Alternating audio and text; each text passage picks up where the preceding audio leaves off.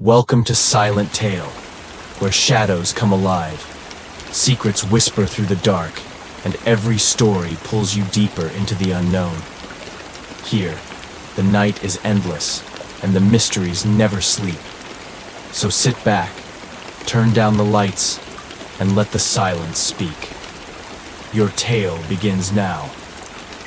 In 1974, a small radio station in rural Nevada broadcast a signal so strange that it left the airwaves shrouded in mystery. No one knew where it came from or why it was there. The station's owner disappeared that same night, leaving behind only one cryptic note: "Don't listen." Decades later, a podcaster named Evan Daniels decided to uncover the truth. He should have listened to the warning. The story begins in Black Rock, Nevada, a desolate town on the edge of the Mojave Desert. The landscape is barren, the town lifeless save for a few stubborn locals. At its center stands a long-abandoned radio station, WNVR 103.3, rumored to have broadcast the signal only once before going permanently off air. The building is a relic of the 1970s, its windows boarded up and its walls covered in graffiti. Despite its dilapidation, there's an aura about it, like it's still waiting to tell its story. The legend of WNVR speaks of a haunting frequency, broadcast at exactly 3:33 a.m., that left anyone who heard it in a trance-like state, some never waking up.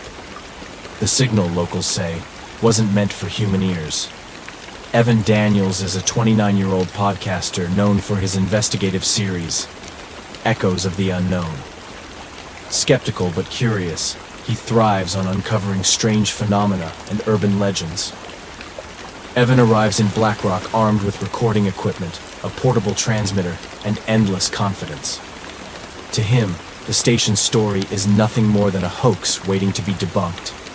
His plan? Spend one night in WNVR, attempt to reproduce the signal, and document the experience for his next episode. But as the sun sets and the wind howls across the empty desert, Evan begins to question if he's made a mistake. Inside, the station is frozen in time. Dust-covered equipment sits untouched. A clock on the wall is stopped at 3:33. A single reel-to-reel tape recorder sits in the corner, its tape shredded and tangled.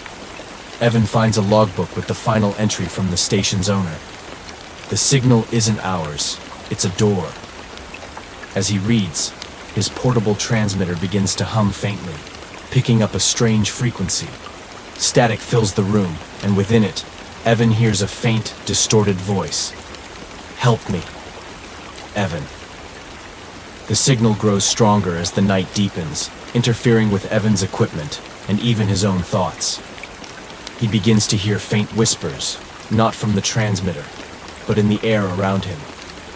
Evan's research reveals that the signal's origin has been theorized to be extraterrestrial or interdimensional, designed to open a connection between worlds. The deeper he digs, the more erratic the whispers become, as though something knows he's listening.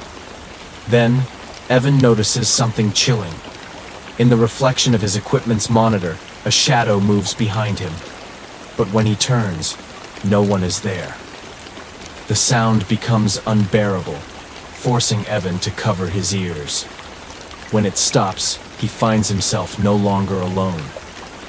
A figure stands in the corner, a man in a 1970s radio uniform, his face hollow, his eyes glowing faintly. The figure doesn't speak but points to the reel-to-reel tape recorder. Against his better judgment, Evan plays the tape. The sound on the tape isn't music or speech, but a low, rhythmic pulse that seems to seep into his bones.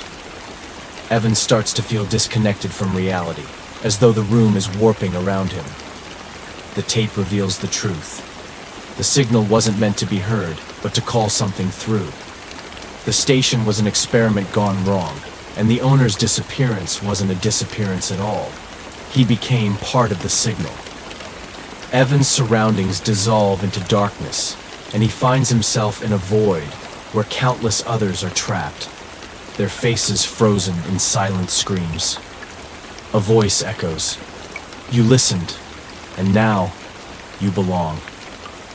Evan struggles to escape, but realizes the only way out is to destroy the transmitter. In a desperate act, he smashes it to pieces, breaking the connection.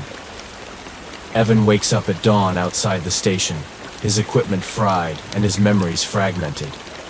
He tries to leave Black Rock, but every radio he passes emits the same faint signal, whispering his name. Back home, he uploads his final podcast, warning others never to follow his path. But when listeners play the episode, some report hearing a strange rhythmic pulse in the background, one that sounds eerily like a heartbeat.